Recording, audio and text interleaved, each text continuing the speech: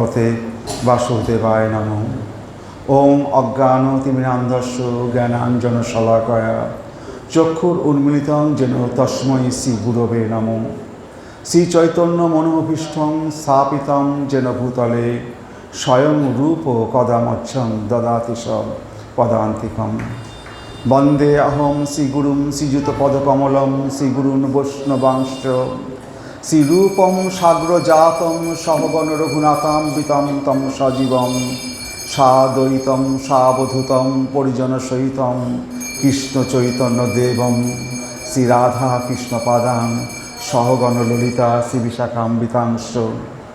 নমো ওং বিষ্ণুপাদায় কৃষ্ণপ্রেষ্ঠায় ভূতলে শ্রীমতে ভক্তি বেদান্ত স্বামিনীতে নামিনে নমস্তে সরস্বতী দেবে গৌরবাণী প্রচারিণে নির্বিশেষ শূন্যবাদী পাশ্চাত্য দেশতারিণে।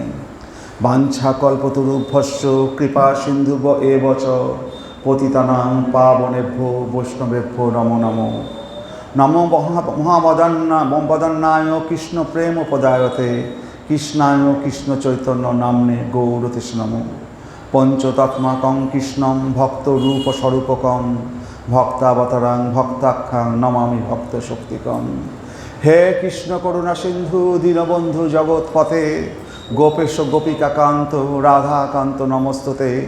তপ্ত কাঞ্চন গৌরাঙ্গী রাধে বৃন্দাবনেশ্বরী বিশ্বভানু সুতে দেবী প্রণমামি হরিপ্রিয়ে। নীলাচল নিবাসায় নিত্যায় পরমাত্মনে বলভদ্র সুভদ্রাভ্যাং জগন্নাথায় তে নমঃ।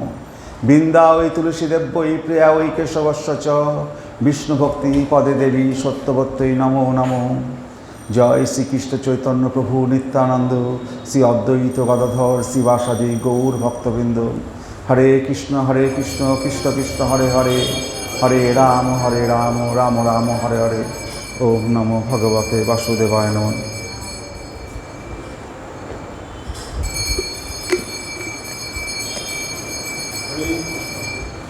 তো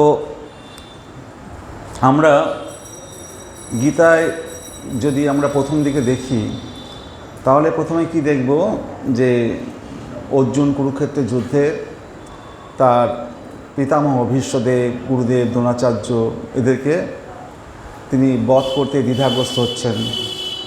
কারণ অর্জুনকে আমরা যে দেহ নই আত্মা, এই যে দেহ নই আত্মা, এই দেহ আত্মার বিষয়টা অর্জুনের জানা ছিল না।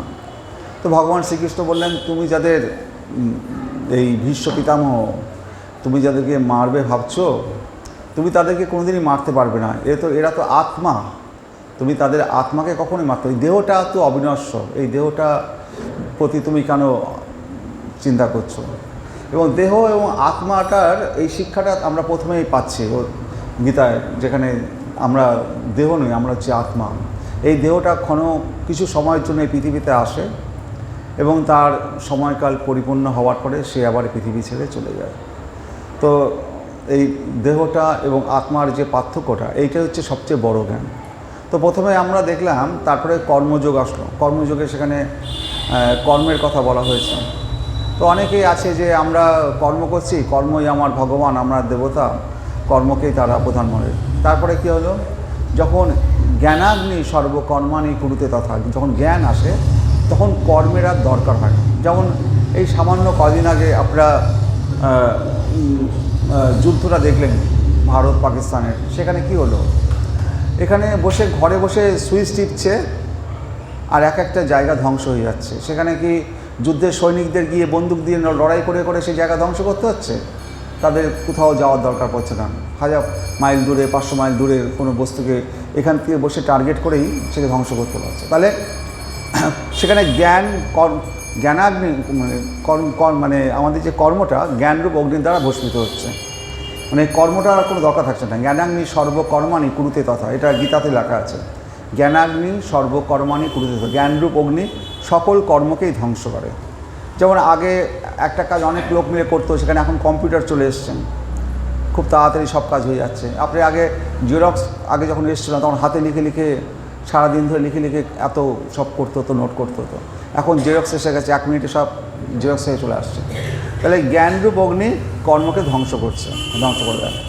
তো অনেকে, আমি সেদিনকে একজন মহারাজ তারা তিনি জ্ঞান মার্গের লোক, তিনি জ্ঞানকেই সর্বশ্রেষ্ঠ বলছেন। কিন্তু জ্ঞানের উপরে যেটা রয়েছে সেটা হচ্ছে ভক্তি।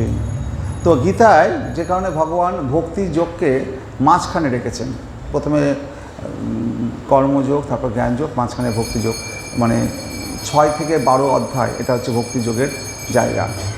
1 থেকে 6 অধ্যায় পর্যন্ত কর্মযোগ, জ্ঞানযোগ, তারপরে 6, মাঝখানে ভক্তিযোগকে মাঝখানে রেখেছে। যেমন আমরা কি করি, বইয়ের মাঝখানে কিছু রেখে দিই, সামনে পাশে ছিঁড়েও যায়, পিছনে পাতা ছিঁড়েও যায়, মাঝখানে এটা যেন ঠিক থাকে, টাকা পয়সা দ্বন্দ্ব মাঝখানে রেখে দিই। তো ঠিক সেরকম তো ভক্তিযোগটাকে গীতার মাঝখানে রেখে দেওয়া আছে।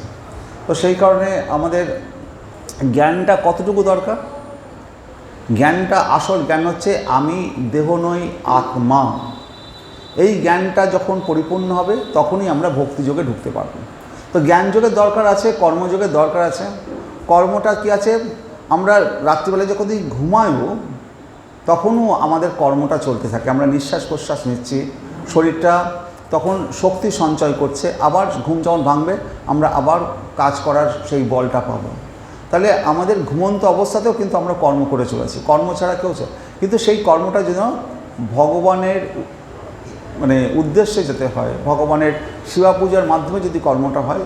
সেরকম বলা হচ্ছে না যে মানুষ যারা কর্ম করছে, রাত দিন সংসারের জন্য ধন দৌলত নিয়ে আসছে, সংসার করছে, তো এই যে তারা এই স্থূল দেহ আমাদের মুক্তির জন্য স্থূল সূক্ষ্ম আর হচ্ছে করণ, এই 3টে কারণ আছে মুক্তির, স্থূল কারণ, সূক্ষ্ম কারণ আর করণ কারণ। তো স্থূল কারণটা কী আছে, আমরা ধন দৌলত ঐশ্বর্য ইনকাম করতে যাচ্ছি, কাজ করছি সারাদিন ধরে, খেটে ছেলেপুলেকে খাওয়াচ্ছি। তো আমার শরীরটা কিসের জন্য মানে ক্ষয় হচ্ছে, আমাদের সংসারের পিছনে স্থূল শরীরটা। কিন্তু আমরা যদি 10 জনের জন্য এই শরীরটাকে ক্ষয় করতে পারতাম তাহলে সেটা কাজে লাগতো বেশি। তো স্থূল শরীরটা আমরা কিসের জন্য ক্ষয় করছি, যে কারণে সাধু সন্ন্যাসীরা তারা সমস্ত সংসার ছেড়ে দিয়ে তারা সম্পূর্ণ দেহটাই অন্যের সেবার জন্য, মানুষের সেবার জন্য তারা দেহটাকে তারা নিবেদন করেছে। তার স্থূল শরীরটা মানুষের কল্যাণে নিবেদন করে। তাহলে আমরা তো সেইভাবে স্থূল শরীরটা নিবেদন করতে পারছি না। তারপরে যে সূক্ষ্ম শরীর, আমাদের যে জ্ঞান, সেই জ্ঞানটাও সম্পূর্ণ হয়ে ওঠে না। যতই আমরা জ্ঞান অর্জন করি না কেন, সেই জ্ঞানেরও অনেকটা ত্রুটি থেকে যায়। তো সেই কারণে স্থূল কারণ, সূক্ষ্ম কারণ আর করণ কারণ। করণ কারণ হচ্ছে ভক্তি। যদি ভক্তি না থাকে তাহলে ভগবানকে পাবো না। তাহলে মানুষের মুক্তির জন্য স্থূল, সূক্ষ্ম এবং করণ কারণের দরকার আছে। তাহলে আমাদের স্থূল শরীরটা, আমাদের শরীরটাকে আমি 5 জনের মানুষের জন্য সেবার কাজেও লাগাতে পারছি না। সূক্ষ্ম শরীরটা, সেই জ্ঞানটাও আমরা সম্পূর্ণ পেরে উঠছি না। করণ কারণ ভক্তিটাও আমাদের সম্পূর্ণরূপে আসে না। এই স্থূল, সূক্ষ্ম এবং করণ কারণ 3টে কারণের দ্বারা আমরা বাধাপ্রাপ্ত হয়ে থাকছি। কিন্তু যদি আমরা ভগবান শ্রীকৃষ্ণের এখানে আমরা মন্দিরে আসি, হরে কৃষ্ণ নামকে গ্রহণ করি, হরে কৃষ্ণ কৃষ্ণ কৃষ্ণ হরে হরে, হরে রাম রাম রাম হরে হরে, তাহলে আমাদের স্থূল, সূক্ষ্ম, করণ কারণ যেগুলো আছে সবগুলো থেকে আমরা মুক্তি পেতে পারি। এবং আমাদের পূর্বজন্মের যে রয়েছে, পাপ রয়েছে, যার দ্বারা আমরা হয়তো কেউ গরিবের গর্ভে জন্মগ্রহণ করছে, কেউ বড়লোকের গর্ভে জন্মগ্রহণ করছে, কেউ আধ্যাত্মিক জগতে আসতে পারছে, কেউ আসতে পারছে না। এই যে পূর্বজন্মের পাপ পুণ্যের ফলে এই জন্মে আমরা যে ভোগ করছি, সেই সমস্ত পূর্বজন্মের পাপ পুণ্য সমস্ত কিছু দূরীভূত হতে পারে একমাত্র হরে কৃষ্ণ নাম করার মাধ্যমে। সবচেয়ে বড় জিনিস হচ্ছে আমাদের অসুবিধা হচ্ছে আমাদের বাসনা। বাসনাটা এমনই, আপনি আর বাসনা বলতে কি, আমাদের সবচেয়ে সবচেয়ে বড় কঠিন জিনিস হচ্ছে জিহ্বা। এই জিহ্বার দ্বারা যেমন আমরা মুখে কাউকে যদি খারাপ কথা বলি, তাকে যেমন আঘাত দেওয়া হয়, এই জিহ্বার দ্বারা যদি আমরা খাদ্যবস্তু, খারাপ খাবার বস্তু খাই, এই জিহ্বাকে কন্ট্রোল করাই হচ্ছে সবচেয়ে বড়, মানে কি বলবো, বড় তপস্যা। তো জিহ্বা আমাদেরকে কন্ট্রোল করা শিখতে হবে, যাতে আমরা নিরামিষ খাবার খেতে পারি, যাতে আমরা মানুষকে ভগবত কথাই সব শুধু বলতে পারি, যাতে আমাদের এই গ্রাম্য কথা কাকে বলে, সাংসারিক যে কথাবার্তাগুলো, এগুলো হচ্ছে গ্রাম্য কথা। মহাপ্রভু বলেছে গ্রাম্য কথা না বলিবে, গ্রাম্য কথা না শুনিবে। আমরা যেন সবসময় কৃষ্ণ কথা শুনতে পারি। আমাদের গ্রাম্য কথা থেকে আমরা দূরে কৃষ্ণ কথা কোথায় শুনতে পাবো? যদি আমরা মন্দিরে আসা যাওয়া করি, যদি আমরা 2 ঘন্টার জন্য 1 ঘন্টা 2 ঘন্টার জন্য প্রতিদিন মন্দিরে আসা যাওয়া করতে পারি, তো মন্দিরে আসলে তো আমাদের গ্রাম্য কথা বলতে হবে না। ঘর সংসারে কে খেলো না খেলো, কার ছেলে কী করছে না করছে, কার মেয়ের বিয়ে হলো না হলো, এর হচ্ছে এগুলো গ্রাম্য কথা। এর থেকে দূরে থাকতে গেলে মন্দিরে আসতে হবে এবং ভগবানের কথা শ্রবণ করতে হবে। শ্রবণম কীর্তনম, যে নবদা ভক্তির কথা বলা হয়েছে, শ্রবণম কীর্তনম, এই 9টা ভক্তির মধ্যে শ্রবণ এবং কীর্তন, মুখে শ্রবণ, কান দিয়ে শ্রবণ করা আর মুখ দিয়ে হরে কৃষ্ণ নাম বলা। এই শ্রবণ এবং কীর্তন, এই দুটো অঙ্গ যদি আমরা করতে পারি তাহলে পরে নবদা ভক্তির মধ্যে দুটো অঙ্গ করতে পারলে আমাদের জন্য যথেষ্ট, এই কলিযুগের মানুষের জন্য। তো শ্রবণম কীর্তনম, স্মরণম, কে স্মরণ করেছিল, তারপরে আছে কে পাদসেবনম করেছিল, পাদসেবন লক্ষ্মীদেবী ভগবান বিষ্ণু পাদসেবন, দাস্যভাবে কে ভগবানকে পুজো করেছিল হনুমান, কে আত্মনিবেদন করেছিল বলি মহারাজ, নিজের মাথা পেতে দিয়েছিল। তো এইভাবে নবদা ভক্তির 9জন আছেন, মহাভাগবতরা আছেন, তারা এইভাবে ভগবানের সেবা করেছিলেন। তার মধ্যে শ্রবণ করেছিলেন পরীক্ষিত মহারাজ আর কীর্তন করেছিলেন সুখদেব গোস্বামী। তো আমাদের এই শ্রবণ এবং কীর্তন এইটাই হচ্ছে আমাদের আধ্যাত্মিক জগতের একমাত্র তপস্যা বলতে পারেন। আমরা যারা মন্দিরে আসবো আমরা শ্রবণ করব ভগবানের কথা আর মুখে হরে কৃষ্ণ কৃষ্ণ কৃষ্ণ হরে হরে, হরে রাম রাম রাম হরে, এই দুটো জিনিস করবো। আর হচ্ছে কি, এই শ্রীমদ্ ভাগবত এমন একটি গ্রন্থ, যে গ্রন্থ প্রতিদিন পাঠ করা উচিত, নিত্য সেবনম। যেমন আপনাদের যদি কারো ডায়াবেটিস রোগী হয়, প্রতিদিন একটা করে বড়ি খায়, কী কারণে? বেঁচে থাকার জন্য। ঠিক সেই রকম আমাদের এই জগতে যদি আমরা ভগবানের সান্নিধ্য পেতে চাই, ভগবানকে পেতে চাই, প্রতিদিন শ্রীমদ্ ভাগবত পাঠ শ্রবণ করা দরকার।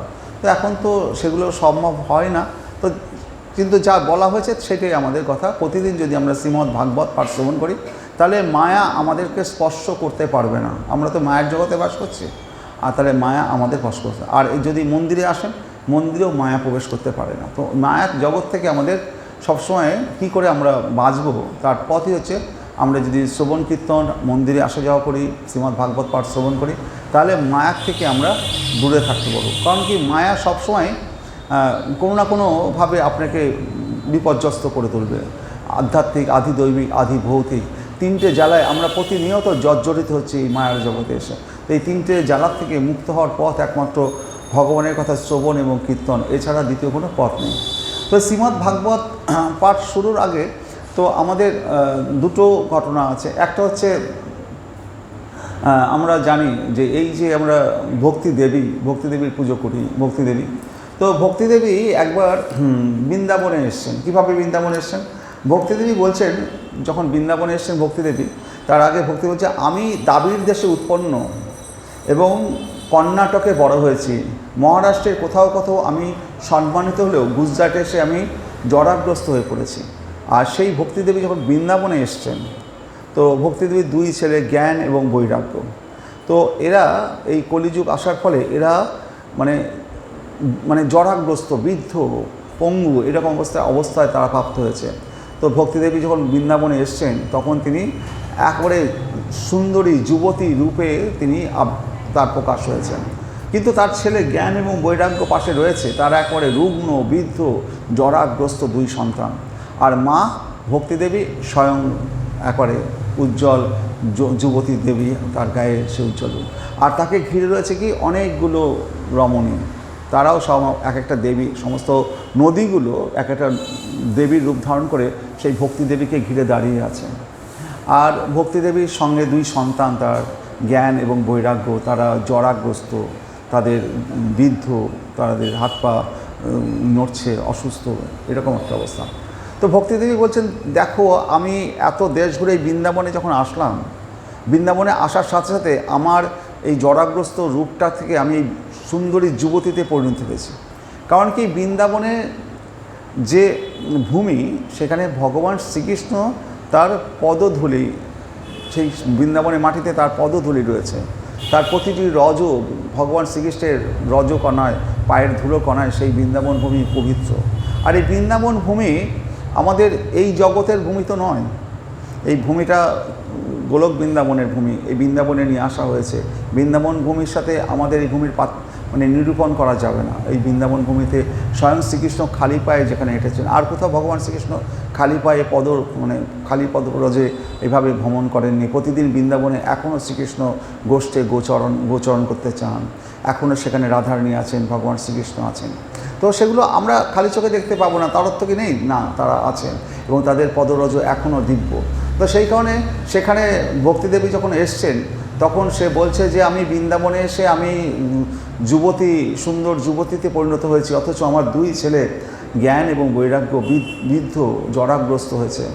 তো আমি দ্রাবিড় দেশে আমি উৎপন্ন হয়েছি, দ্রাবিড়ে উৎপন্ন, কর্ণাটকে বড় হয়েছি, মহারাষ্ট্রের কোথাও কোথাও আমি সম্মানিত হয়েছি, আর গুজরাটে এসে আমি জরাগ্রস্ত হয়ে পড়েছি, আর এই বৃন্দাবনে এসে আমি আবার নবযৌবন ফিরে পেয়েছি। কিন্তু আমার সন্তান, 2 সন্তান জ্ঞান এবং বৈরাগ্য তারা বৃদ্ধ জরাগ্রস্ত।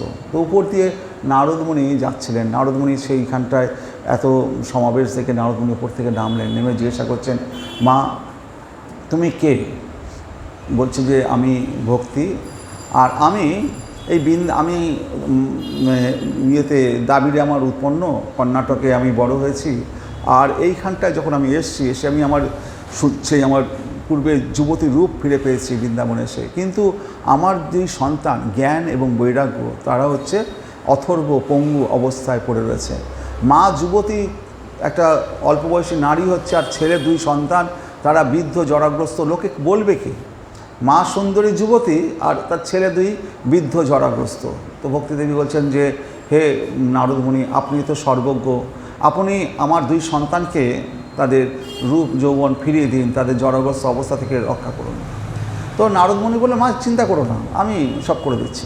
নারদমুনি কী করলেন, অনেক বেদ উপনিষদ থেকে শুরু করে নারদমুনি তো কোনো মন্ত্র অজানা নেই, সব পাঠ করলেন। সব পাঠ করার পরেও কোনো কাজ হলো না, জ্ঞান বৈরাগ্য সেরকম জড়াগ্রস্ত। তখন নারদমুনির মাথায় হয় যে আমার এত তপস্যা, এত কিছু করলাম, তাও জ্ঞান বৈরাগ্যকে ফিরেতে পারবে। তো জ্ঞান এবং বৈরাগ্য হচ্ছে সবচেয়ে কঠিন জিনিস। বৈরাগ্য কী? আমাদের বৈরাগ্যটা খুবই দরকার। বৈরাগ্যটা হচ্ছে ভগবান শ্রীকৃষ্ণ যেমন তিনি যখন এসেছিলেন তখন তো অনেক রাজ্য জয় করেছেন, অনেক রাজ্যে জয় করেছেন, কিন্তু কোনো রাজ্যে তিনি কি জয় করার পর সেই রাজ্য গ্রহণ করেছেন? সেই রাজ্যকে জয় করার পর সেই রাজার ছেলেকে বলেছে তুমি সিংহাসনে বসো। জরাসন্ধকে বধ করলেন, তার ছেলেকে বললেন তুমি সিংহাসনে বসো। তো ভগবান শ্রীকৃষ্ণ জয় করলেও কোনো কিছু কিন্তু তিনি গ্রহণ করেননি, এটা হচ্ছে বৈরাগ্য। তো কোনো কিছুর প্রতি লোভ না করা, এটা হচ্ছে বৈরাগ্য। যেমন এখানে ধরি আপনার সামনে একটা সোনার জিনিস কিছু পড়ে আছে, তো আমাদের কি হবে, লোভ আসবে ওটা তুলে নিতে, কিন্তু কি হবে, আমরা তো কেউ ওই জিনিসটা নিয়ে উপরে যেতে পারবো না। আমরা যা পৃথিবীতে যেমন খালি হাতে এসেছি, খালি হাতেই আমাদের যেতে হবে। এই লোভ লালসা এর থেকে দূরে থাকার এটা হচ্ছে বৈরাগ্য ভাব, সমস্ত কিছুর প্রতি লোভ লালসা থেকে দূরে থাকা।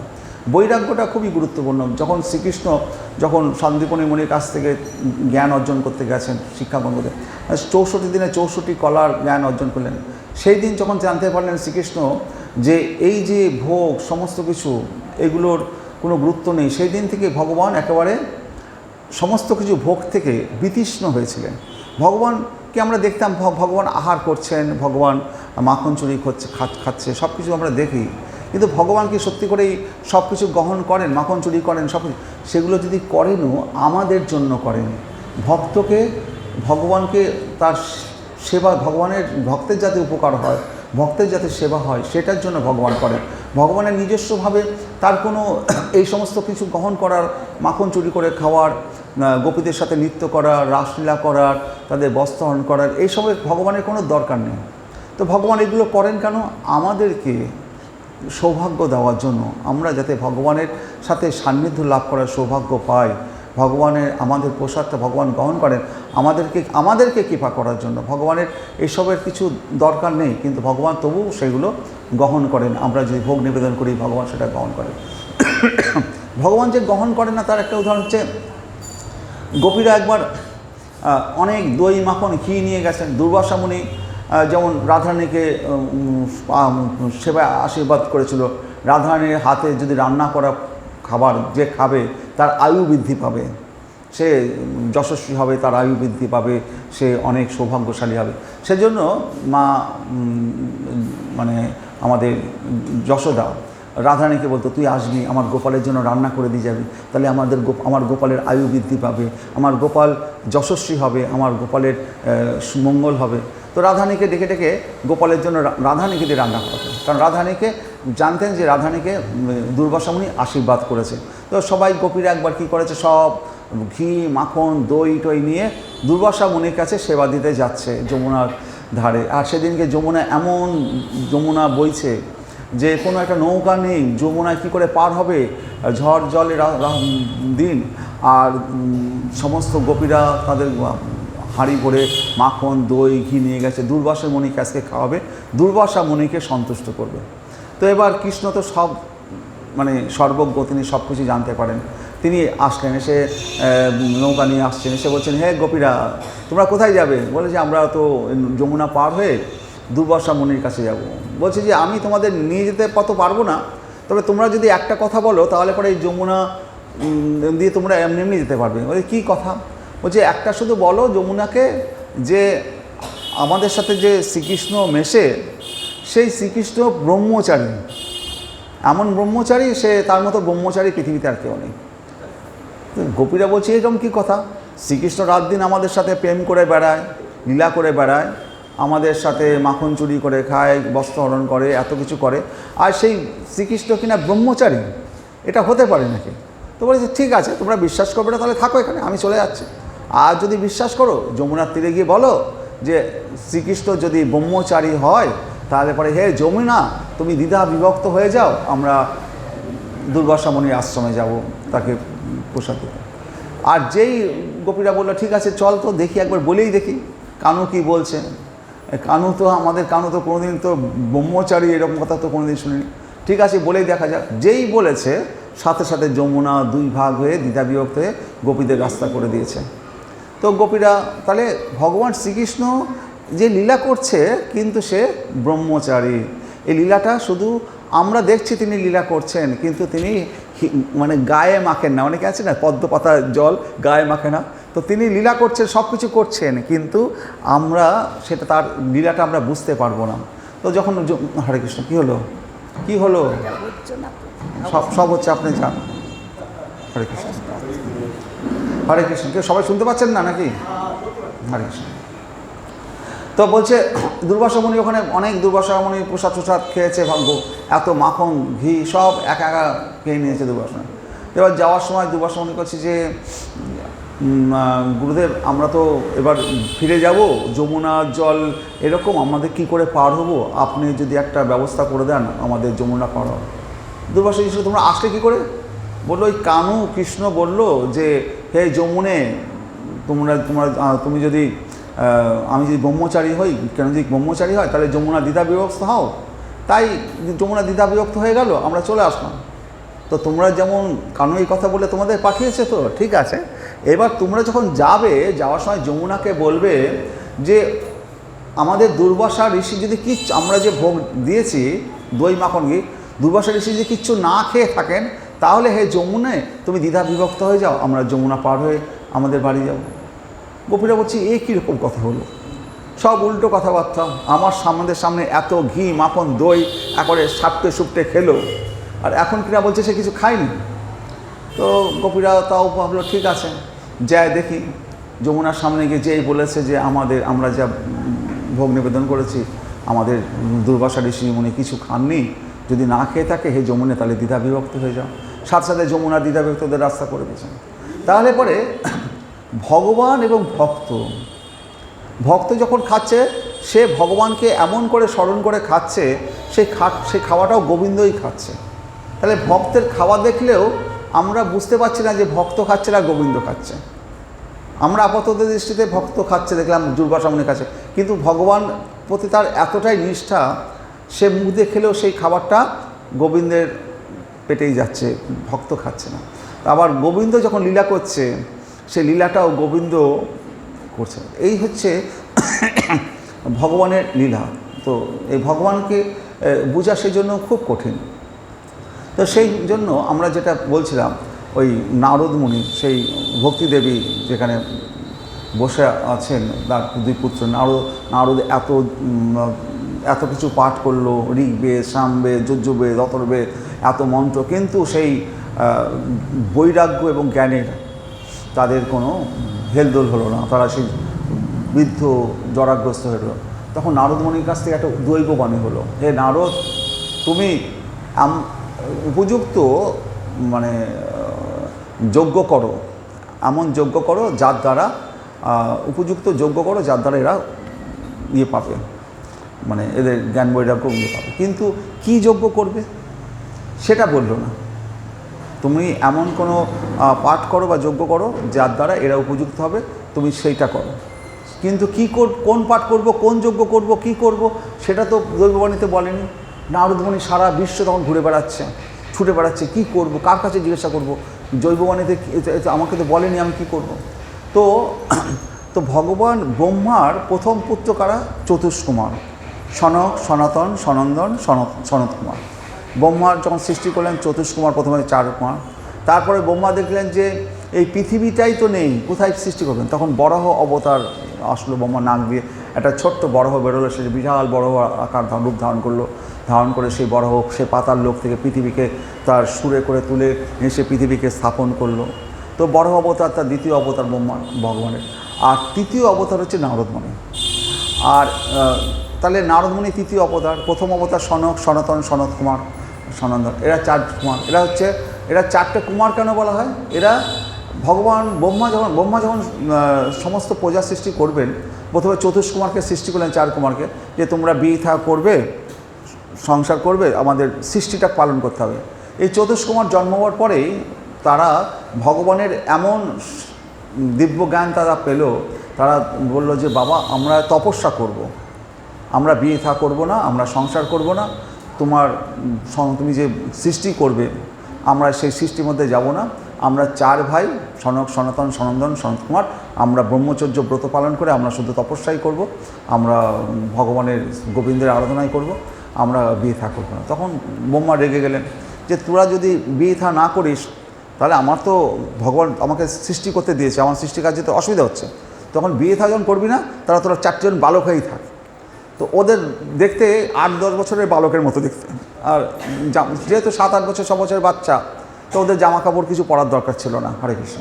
তো এরা কিন্তু বাচ্চা হলে কী হবে, কিন্তু একজন জ্ঞানী, বিশাল জ্ঞানী চতুষ্কুমার, তাদের নাম করলে পরে আমাদের পুণ্য অর্জন হবে। এতটা জ্ঞানী তারা, মানে আমাদের বৈকুণ্ঠে তারা ইচ্ছা মতো যখন খুশি যেতে পারতেন, আসতে পারতেন। তো বৈকুণ্ঠে যখন গিয়েছিলেন তখনকার একটা ঘটনা বলতে হলে দেরি হয়ে যাবে, তাও বলে দিই। তো এই চতুষ্কুমার ঘুরতে ঘুরতে একদিন বৈকুণ্ঠে চলে গেছে। তো বৈকুণ্ঠে গিয়ে জয় বিজয় আছে, ভগবানের 2 দাঁড়ি। তারা এই চতুষ্কুমার বাচ্চা 4টে ছেলে, জামা প্যান্ট পরানো নেই, তারা মানে এই অবস্থায় বৈকুণ্ঠে চলে এসছে। জয় বিজয় তাদেরকে আটকে দিয়েছে, ভিতরে প্রবেশ করা চলবে না, বাচ্চা ছেলে যাও, ফিরে যাও। আর তখন সনক, সনাতন, সনন্দন 4 কুমার এরা তখন রিকোয়েস্ট করেছে যে আমাদেরকে যেতে দাও, আমরা বিষ্ণুর সাথে দেখা করতে চাই, ভগবানের সাথে দেখা করতে চাই। তো তখন সনত কুমার এরা তখন রেগে গেছে, বলছে যে এই যে 2 দাড়িটাকে রেখেছে ভগবান, এই দাড়িটার এটা বোঝা দিচ্ছিল যে এই বৈকুণ্ঠ পর্যন্ত আসতে পারে কোনো মাধ্যম ছাড়া, যারা বৈকুণ্ঠ পর্যন্ত তারা যেখানে সেখানে যেতে পারে, তাহলে কত বড় তপস্বী হলে পরে সে যেতে পারে। সে বৈকুণ্ঠ লোকে পৌঁছে গেছে, তার দাড়ি আটকেছে, সেখানে পৌঁছাতে গেলেও তো অনেক তপস্যা চাই, অনেক বল থাকা চাই। তো এইরকম একটা মূর্খ 2 লোককে দাড়ি হিসাবে রেখেছে, এদের তো এই লোকে থাকারই উচিত না। তখন ওই 4 কুমার অভিশাপ দিল, তোমরা ওই দৈত্যকুলে, রাক্ষসকুলে, মানবকুলে জন্মগ্রহণ করে গা, তোমাদের এই বৈকুণ্ঠে থাকার মতো তোমাদের যোগ্যতা নেই। যা মাত্র অভিশাপ দিয়েছে চতুষ্কুমার। তো ওই জয় বিজয় তো পায়ে পড়ে গেছে সাথে সাথে। আর ভগবান লক্ষ্মী দেবীর সাথে ভিতরে বসেছিল তো নারায়ণ, সে নারায়ণ কী করেছে, লক্ষ্মী দেবীকে ছেড়ে মানে পায়ে জুতো টুতো আর চটি টটি খড়ম টরম পরানি, ওই অবস্থায় মানে ছুটে চলে এসছে ওইখানে। এসে সনক, সনাতন, সনন্দন, সনত কুমারকে বলছে যে তোমরা অভিশাপ দিয়েছো, তো তোমরা ঠিক কাজ করেছো। আমার এই জয় বিজয় এরা আগেও দুষ্টুমি করেছে, মা লক্ষ্মীর কাছে অপরাধী ছিল, তোমাদের অভিশাপ ঠিক করেছো। তো ওরা আর সনক, সনত কুমার ভগবান নারায়ণকে দেখে না তারা অবাক হয়ে গেছে, এত সুন্দর রূপ। তারা তখন বলছেন যে আমাদের অপরাধ হয়ে গেছে, ভগবান আমাদের ক্ষমা করুন। বলছে তোমাদের কোনো অপরাধ হয়নি, এগুলো আগের থেকেই পূর্ব নির্ধারিত ছিল। তো আর তখন এই সনক, সনাতন, সনন্দন, সনত কুমার এরা হচ্ছে আমাদের এদেরকে বলে আত্মারাম মুনি। এই আত্মারাম মুনিরা আমাদের যেমন আমরা দেবতাদের পুজো করছি, এই দেবতার কথা শুনছি, এই সমস্ত যে ভক্তি মার্গ, এই ভক্তি মার্গে তাদের কোনো আকর্ষণ নেই। তারা ভগবানের কথা সবসময় নিরন্তর চিন্তা করে পরমাত্মা, হৃদয়ের মধ্যে পরমাত্মাকে দর্শন করে, এইভাবে তারা করে। কারণ তারা এই প্রাকৃত জগতের কথা, প্রাকৃত বস্তু খাওয়া, এসবের প্রতি তাদের কোনো আকর্ষণ নেই। কারণ কি, আমি আগেও বলেছি, যদি আমাদের দেহে কাঁটা ফোটে, ব্যথাটা কোথায় আছে? কাঁটা, আমাদের শরীরের মধ্যে, কাঁটার মধ্যে তো নেই। তাহলে আমাদের ভিতরেই সমস্ত যে রসগোল্লার মিষ্টিত্ব বলুন আর তিতের স্বাদ বলুন, সব কিছু আমাদের শরীরের মধ্যেই রয়েছে। তো ওরা ওটা বুঝে গেছে যে এই শরীরের মধ্যেই যখন আছে, বাইরের কোনো বস্তুর প্রতি আমাদের আকর্ষণ কোনো দরকার নেই। তো এই আমাদের এই সনাতন, সনন্দন, সনত কুমার, এরা ভগবানের যে পায়ের যে তুলসী পাতা, তুলসী পাতার গন্ধে তারা মোহিত হয়ে গেছিলো। তো যে কারণে দেখবেন যে মন্দিরে হাতে ফুল নিয়ে আসে গন্ধ শুকার জন্য, ভগবানের এই ফুলের গন্ধ শুকে, এই তুলসী পাতার গন্ধ শুকে এই সনাতন, সনন্দন, সনত কুমার এরা ভক্তি মার্গে এসেছিল শুধু এই তুলসী পাতার গন্ধ ভগবানের গন্ধ শুকে। তো এইরকম এই সনাতন, সনত কুমার। তো নারদমণি যখন ওই ছুটতে ছুটতে যাচ্ছে, তখন এই সনাতন এরা বলেছে, আরে নারদ, আমাদের ছোট ভাই এসো। কারণ সনাতন প্রথম, তৃতীয় হচ্ছে নারদ, ব্রহ্মার তৃতীয় পুত্র নারদ। তাহলে ওরা এরা বড় ভাই, বাচ্চা হলে কী হবে দেখতে, কিন্তু এরা নারদের বড় ভাই। তো বললো, নারদ তুমি কেন এত ছুটতে যাচ্ছ? কি তারা এত, তোমার কি হয়েছে, এত উদ্বিগ্ন কেন? নারদমণি বলছে, দাদা একটা বিরাট সমস্যায় পড়ে গেছে। বৃন্দাবনে একজন নারী, তার নাম ভক্তি দেবী, সে তো যুবতী, সুন্দরী যুবতী হয়েছে, কিন্তু তার দুই সন্তান জ্ঞান এবং বৈরাগ্য, তাদেরকে আমি কিছুতেই মানে তার বৃদ্ধ অবস্থা থেকে তাদেরকে সাবলীল অবস্থায় ফিরিয়ে আনতে পারছি না। তো আমার কাছে দৈববাণী হয়েছে এমন কিছু যজ্ঞ করার যার দ্বারা তারা সুস্থ হবে। কিন্তু কি যজ্ঞ করব, কি করব, আমি তো কিছু খুঁজে পাচ্ছি না। সেটাও তো আমাকে দৈববাণীতে পরিষ্কার করে বলেনি। তো আমি কি করি তাই?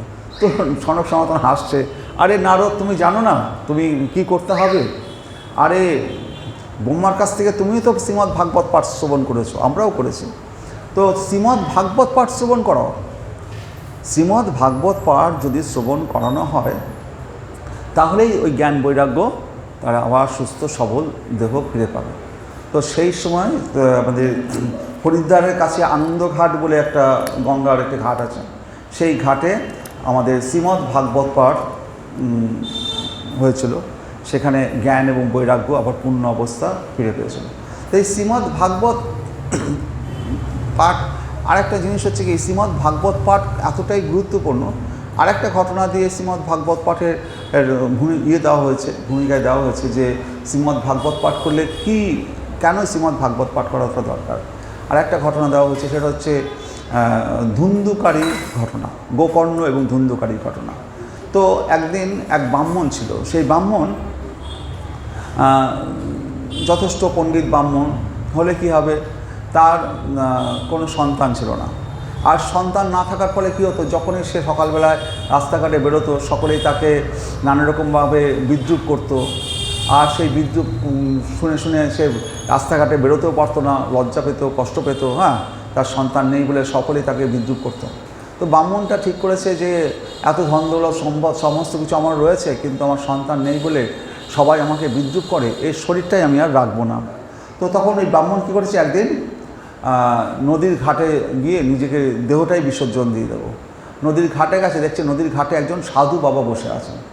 তো ব্রাহ্মণটা গিয়ে সাধু বাবাকে বলেছে, সাধু বাবা, যখন মৃত্যুর আগে যখন সাধু বাবাকে দর্শনে পেয়েছি, আবার সাধু বাবাকে গিয়ে বলছি, সাধু বাবা, আমার কোনো সন্তান নেই, আপনি আমাকে কৃপা করুন যেন আমার একটা সন্তান হয়। সাধু বাবা বলছে যে, আরে তোর তো 7 জন্ম, তোর কোনো সন্তান ভাগ্য দেখতে পাচ্ছি না, তোর সন্তান হবে কি করে, তোর সন্তানের কোনো পথই নেই।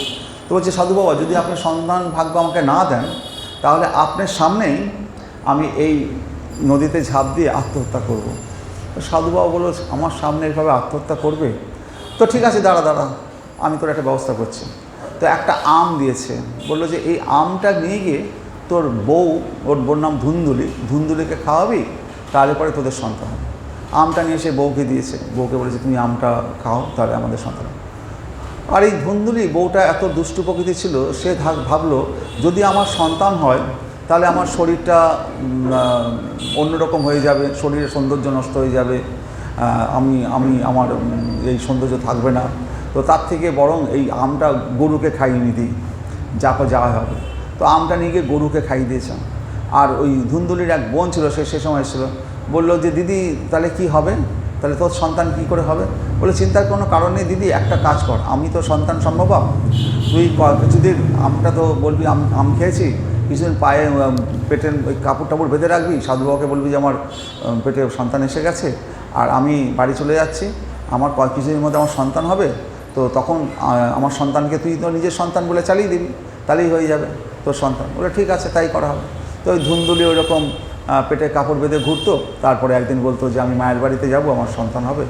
মায়ের বাড়িতে গেছে, সেই সময় গিয়ে বোনের সন্তানকে নিয়ে এসছে, আর সেই দিনই ওই গরুকে আম খাইয়েছিল, আমকে গরুরও একটা সন্তান হলো, তার নাম হচ্ছে গোকর্ণ। তার কান দুটো মানুষই হয়েছে, কিন্তু কান দুটো গরুর কানের মতো লম্বা ছিল, সেই জন্য তার নাম ছিল গোকর্ণ। কিন্তু এই ধুন্দুলির যে ছেলে, তার নাম হলো ধুন্দুকারী। এই ধুন্দুকারী তো তার বোনের ছেলে, কিন্তু অসৎ প্রকৃতির, চুরি ডাকাতি যত রকম দুষ্টুমি সমস্ত কিছু করে বেড়ায়। আর এই গোকর্ণ ছিল ব্রাহ্মণের সন্তান বা ঋষির দেওয়া পুত্র, সেই কারণে সে মানে বেদ উপনিষদ সাধু সন্ত এই সমস্ত এত কিছু পড়াশোনা করেছে, সে জ্ঞানী হয়েছে। আর ধুন্দুলির ছেলে ধুন্দুকারী, সে যত রকম চুরি ডাকাতি থেকে সব শুরু করতে হয়। সেই অত্যাচার যখন শুরু হলো, তখন গোকর্ণ তো সাধু হয়ে চলে গেল, আর ওর বাবাও সাধু হয়ে চলে গেল বোনের, কিন্তু মাটা পড়েছিল, সেই মাটাকেও এই ধুন্দুকারী একদিন কী করলো, কুয়োর মধ্যে ফেলে দিয়ে মাটাকেও মেরে ফেললো। মেরে ফেলার পরে সে বাড়িতে এসে বেশ্যা টেশ্যা নিয়ে সে বাড়িতে থাকতো। একদিন রাজবাড়িতে বিরাট বড় চুরি করে অনেক সোনাদানা নিয়ে এসে যখন ঘরে রেখেছে, তো 5টা বেশ্যা ছিল, তারা দেখলো যে এত সোনাদানা নিয়ে এসছে, এ তো ধরা পড়বে, এ ধরা পড়লে সোনাদানাও যাবে, আমাদেরও অসুবিধা হয়ে যাবে, তার থেকে এক কাজ করো, একেই মেরে ফেলে সব সোনাদানা নিয়ে আমরা কেটে পড়ি। তো তখন কি করেছে, ধুন্দুকারীকে ওই 5টা বেশ্যা খাটের সাথে বেঁধে ধুন্দুকারীকে মেরে ফেলে ওই বেশ্যাটা সোনাদানা নিয়ে চলে গেছে। তারপরে গোকর্ণ যখন এসে জানতে পেরেছে গ্রামের লোকদের কাছে তার ভাই মারা গেছে ধুন্দুকারী, তখন গোকর্ণ আমাদের গয়ায় পিণ্ডি দেয় না, সে পিণ্ডি দিয়েছে, দিয়ে একদিন বাড়িতে গিয়ে আবার গোকর্ণ গিয়ে বাড়িতে গিয়ে ঘরে শুয়েছে খাটে। যখন রাত্রিবেলায় খাটে শুয়েছে, তখন দেখছে নানা রকম খাট নড়ছে, ভূত পেতে যা তাণ্ডব ঘরের মধ্যে সে সমস্ত তাণ্ডব হচ্ছে। তখন গোকর্ণ বলছে, আরে কে রে তুই, ঘরের মধ্যে এরকম তাণ্ডব করছিস? বললো, দাদা আমি ধুন্দুকারী। বলে, তুই ধুন্দুকারী? আমি তো গয়ায় তোর পিণ্ডি দিয়ে আসলাম, তুই এখানে কেন? বললো, দাদা আমি এত পাপ করেছি, তুই যত পিণ্ডি দিয়ে না কেন, তার দ্বারা আমার মুক্তি হবে না। আমার একমাত্র মুক্তি কিসে হবে দাদা? যে করে হোক তুই আমাকে উদ্ধার কর, আমি আর পারছি না, যে করে হোক উদ্ধার করে দে। তো গোকর্ণ বলে, ঠিক আছে, তুই যখন এত করে বলছিস, ঠিক আছে, আমি তোকে উদ্ধার করে দেবো। গোকর্ণ তখন সমস্ত মুনিষীদের কাছে গেলেন যে কী করলে উদ্ধার পাবে। তখন সবাই বলল যে এর উদ্ধারে তো কোনো পথ আমরা জানি না, তবে এর উদ্ধারের পথ একমাত্র সূর্য দেবতা বলতে পারে। তো গোকর্ণ এত বড় শক্তিশালী ছিল, এত বড় সাধু ছিল, সে তখন সূর্য দেবতাকে মাঝপথে দাঁড় করিয়ে দিয়েছে, যে বলো কি করলে পরে আমার ভাই উদ্ধার পাবে। তখন সূর্য দেবতা বলেছে, শ্রীমদ্ ভাগবত পাঠ করো 7 দিনে, তাহলে পরে এই তোমার ভাই উদ্ধার পাবে।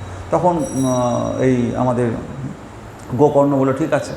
বিরাট বড় সামিয়ানা খাটানো হলো, সেই যুগে খামান খাটানো আছে। তো সেখানে শ্রীমদ্ ভাগবত পাঠ শুরু করলেন গোকর্ণ। তো ওখানে একটা বাঁশ পোতা ছিল, বাঁশের গাঁটগুলো থাকে না, তো কী করতো, যখন শ্রীমদ্ ভাগবত প্রতিদিন পাঠ হবে, তো সেই দিন প্রতিদিন কী হতো, ওই ভাগবত পাঠ হওয়ার অনেক আগে সেই ধুন্দুকারী সেই ভূতটা এসে ওই বাঁশের গাঁটের মধ্যে গিয়ে বসে থাকতো। আর সারাদিন ভাগবত পাঠ শেষ হতো, শেষ হওয়ার পর সবাই যখন চলে যেত, তো বাঁশের একটা গিট ফটাস করে ফাটার পরে ওই ভূতটা বেরিয়ে চলে যেত। তারপরে আবার সবাই যখন ভাগবত পাঠ হবে, সবার আগে ও আসতো, এসে সবার আগে এসে ওই বাঁশের গাঁটের মধ্যে বসে থাকতো, সারাদিন ভাগবত পাঠ শ্রবণ করতো। সবাই যখন চলে যেত, তখন বাঁশের গাঁট ফাটে ও চলে যেত। এইভাবে পরপর 7 দিন যখন ভাগবত পাঠ শেষ হয়েছে, একবারে স্বর্গ থেকে সোনার রথ নেমে এসছে এবং দেবদূতরা চলে এসছে ওই ধুন্দুকারী আত্মাটাকে নিয়ে যাওয়ার জন্য। তখন গ্রামের লোকেরা সবাই দেখছে যে এত বড় ভূতকে সেই ধুন্ধুকারী আজকে দিব্য রথে সে উদ্ধার পেয়ে যাচ্ছে। তখন গ্রামের লোকেরা বললো, আমরাও তো ভাগবত পাঠ শ্রবণ করলাম, তাহলে আমাদের উদ্ধার হলো না কেন? তখন বলল যে আপনাদের উদ্ধার হলো না কারণ এই ধুন্ধুকারী প্রতিদিন সবার আগে এসছে এবং এই 7টা দিন ও তো ভূত, ও যে 7 দিন ও কিছু খায়নি পর্যন্ত, জল স্পর্শ পর্যন্ত করেনি, এইভাবে একাগ্র হয়ে শ্রবণ করেছে বলে ও এবার উদ্ধার পেয়েছে। তো আপনারাও যাতে উদ্ধার পান তাহলে পরে আমি আবার ভাগবত পাঠ করব যাতে আমার গ্রামের সমস্ত লোক উদ্ধার। তো আবার দ্বিতীয়বার আবার ভাগবত পাঠ হয়েছিল সেখানে যাতে সমস্ত গ্রামের লোক উদ্ধার পায়, তো সমস্ত গ্রামের লোক সেবার উদ্ধার পেয়েছে। সেখানে ভাগবত পাঠে যখন শ্রবণ করতে হয় তখন আমাদের ভাগবত পাঠে অনেক নিয়ম কানুন আছে। যেমন ধরুন যে তারা নিয়মিত মানে পরিমিত খাবে, মানে বেশি খাবে না, বেশি খেলে পরে ঘুম পাবে, বেশি খাবে না, মানে নিরামিষ খাবার খাবে। এবং আবার যে ভাগবত পাঠ করবে সেখানে কম করে 10-12টা আসন বসানো থাকবে, সেই আসনে থাকবে, তার সামনে জল থাকবে, প্রত্যেকটি আসনের সামনে জল থাকবে, তার প্রসাদ থাকবে, ফলমূল থাকবে। কারণ কি, যেখানে ভাগবত পাঠ হয় সেখানে আপনারা হয়তো দেখতে পাচ্ছেন না, সেইখানে সমস্ত মানে ব্যাসদেব, সুখদেব গোস্বামী, আমাদের হনুমানজি, হ্যাঁ, এরা সমস্ত দেবতারা এবং তারা সেখানে উপস্থিত থাকে এবং স্বয়ং ভগবান পর্যন্ত সেখানে উপস্থিত থাকে। ভগবান কথা দিয়েছেন যেখানে ভাগবত পাঠ হবে সেখানে সে উপস্থিত থাকতে বাধ্য। সুখদেব গোস্বামীর কাছে কথা দিয়েছেন যে ভাগবত পাঠ যেখানে হবে এই সমস্ত দেবতারা যখন আমাদের ভাগবত পাঠ হয়, যে এখনও তারা সমস্ত উপস্থিত আছেন, কিন্তু আমরা সেগুলো দর্শন করতে পারবো না। সেই জন্য যেখানে সত্যিকারের মানে নিয়ম হচ্ছে তাদের জন্য আসন বেশি রাখা, তারা এসে প্রত্যেকটি আসনে বসবেন, আমরা হয়তো দেখতে পাবো না, তাদের সেই ব্যবস্থা করে রাখা, এইভাবে ভাগবত পাঠ করা উচিত। কিন্তু এই কলিযুগে সেসব তো কেউ জানেও না, সেগুলো সম্ভবও না, মানুষের পক্ষে অনেক কিছু অসুবিধা। তো এইভাবে ভাগবত পাঠ হয়েছে। তো বলছি যে এই যে ভাগবত পাঠ হচ্ছে, তো আসলে তো অমৃত। হরে কৃষ্ণ। তো বলছি যে আমাদের যখন সমুদ্র মন্থন হয়েছিল, তো সমুদ্র মন্থন হয়েছিল কেন? তো সমুদ্র মন্থন হয়েছিল, তো এখানেও আমাদের দেবগুরু বৃহস্পতির একটা ভূমিকা ছিল। তো দেবতাদের অমৃতের দরকার ছিল। তো সেই সময় ভগবান নির্দেশ দিল দেবতাদের, তোমরা অসুরদের সাথে সন্ধি করে তোমরা সমুদ্র মন্থন করো, সমুদ্র মন্থন করলে অনেক অমৃত উঠবে, অনেক কিছু উঠবে। তো দেবতারা তখন অসুরদের বললো যে আমরা সমুদ্র মন্থন করব। তো সমুদ্র মন্থন মন্দার পর্বতকে নিয়ে আসা হলো। সেইখানে বাসুকী সাপ সেই মন্দার পর্বতকে ঘিরে দেবতারা ধরেছে সাপের লেজের দিকটা, ওরা তো একটু ভীতু বেশি, আর অসুরেরা সাপের মুখের দিকে ধরে ওই সাপের লেজ আর মুখ এমন টানাটানি করছে, মন্দার পর্বতটা ঘুরবে। কিন্তু মন্দার পর্বতটা যে ঘুরবে, কার উপর ঘুরবে? তো স্বয়ং ভগবান বিষ্ণু কচ্ছপের রূপ ধারণ করে সেই মন্দার পর্বতকে পিঠে ধারণ করেছে। তো ওই ঘূর্ণন যখন হচ্ছে আর ভগবানের পিঠে মন্দার পর্বত যখন ঘর্ষণ হচ্ছে, সেই ঘর্ষণটা ভগবানের কীরকম লাগছে? আমাদের পিঠে যেমন চুলকায় না, চুলকানির আরাম পাচ্ছে ভগবান। অত বড় পাহাড় ঘুরছে তার পিঠে, তো তার আরাম লাগছে যে বেশ গাটা চুলকে দিচ্ছে। তো ভগবানের এত বড় ভগবানের তার শক্তি, তো ভগবান সেই চুলকানির আরাম পাচ্ছে। সেই মন্দার পর্বত যখন হলো তখন সেখান থেকে অমৃত উঠেছিল। অমৃত উঠে ভগবান তো আবার সেই আমাদের ছলনা একটা নারীর রূপ ধারণ করে অমৃত ভাগ মানে বন্টন করার নাম করে, হ্যাঁ, অমৃতের ভাণ্ড।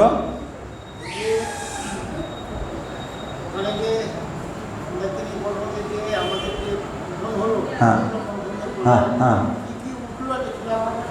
হ্যাঁ, না সে কি, সে তো সে লক্ষ্মী দেবী উঠেছে, আমাদের অমৃত উঠেছে, ঐরাবত পর্বত উঠেছে, হ্যাঁ, মানে ঐরাবত হাতি উঠেছে, তো এই সমস্ত জিনিস উঠেছে। আমাদের বিষয়টা সেটা নয়।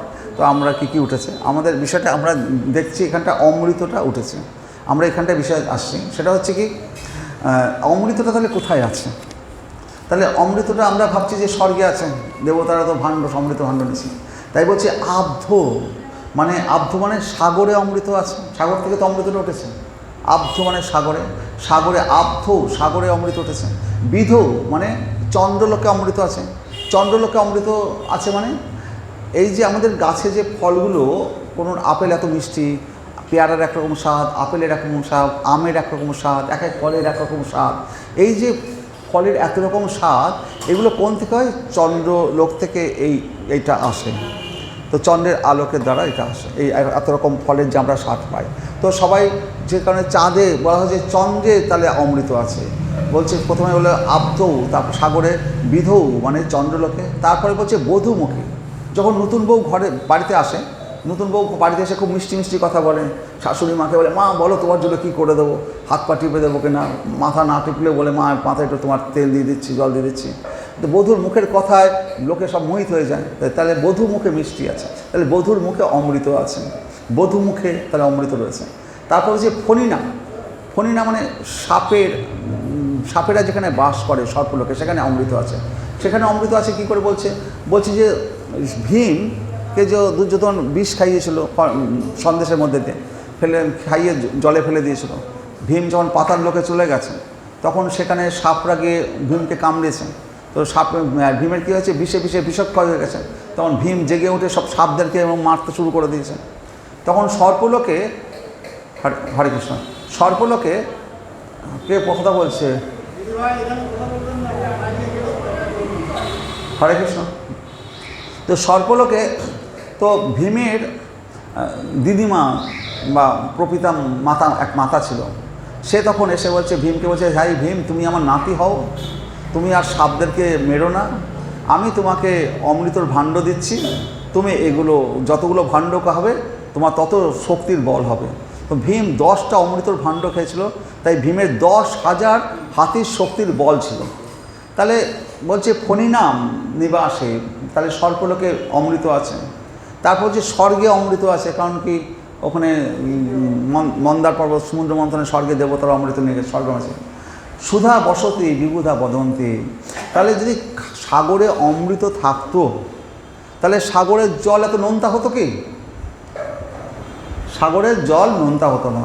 তাহলে ক্ষারম সাগরে, সাগরে তো ক্ষার রয়েছে, ক্ষয়ম চন্দ্র, চন্দ্রলোকে যে তাহলে চন্দ্রের ক্ষয় হয় না, চন্দ্রের ক্ষয় হয়, তো চন্দ্রলোকে যদি অমৃত থাকতো তাহলে চন্দ্রের ক্ষয় হতো না। তাহলে পতির মৃতম, পত্নীর মুখে যদি অমৃত থাকতো তাহলে কোনো পতির মৃত্যু হতো না। তারপরে গরলম যদি যদি মানে সর্পলোকে যদি অমৃত থাকতো, সাপের মুখে বিষ থাকতো না, তাহলে সাপের মুখে অমৃতই থাকতো। তাহলে অমৃত কোথায় আছে? কণ্ঠে সুধা বসতি বই ভগবত জননাম, যারা ভগবত কথা বলে তাদের কণ্ঠে অমৃত বসে থাকে।